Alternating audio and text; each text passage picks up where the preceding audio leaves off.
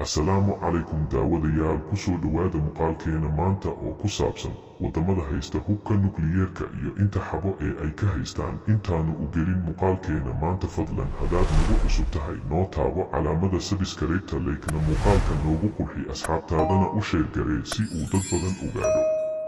aynu guda galno muuqaalkeena maanta. hubka nukliyeerka waa hubka ugu awooda badan ee adduunka korkiisa yaala. hubkan bini'aadamku waxa ay adeegsadeen 2 jeer, waxaana loo adeegsaday magaalooyinka Jabaan ee Hiroshima iyo Nagasaki, waxaana u adeegsaday waddanka Mareykanka oo ah waddankii ugu horreeyay ee samaystay hubkan.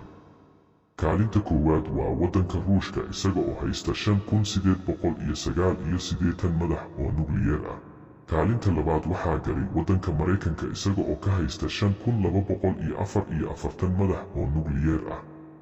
kaalinta saddexaad waxaa galay waddanka China isaga oo ka haysta 416 madax oo nukliyeer ah.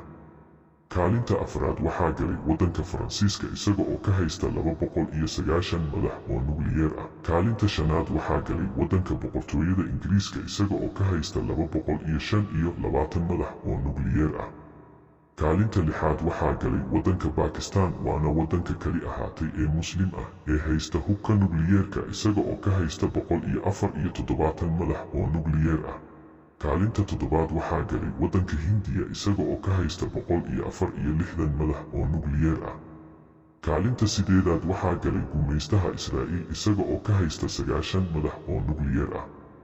kaalinta sagaalaad waxaa galay waddanka Waqooyiga Kuuriya isaga oo ka haysta 30 madax oo nukliyeer ah.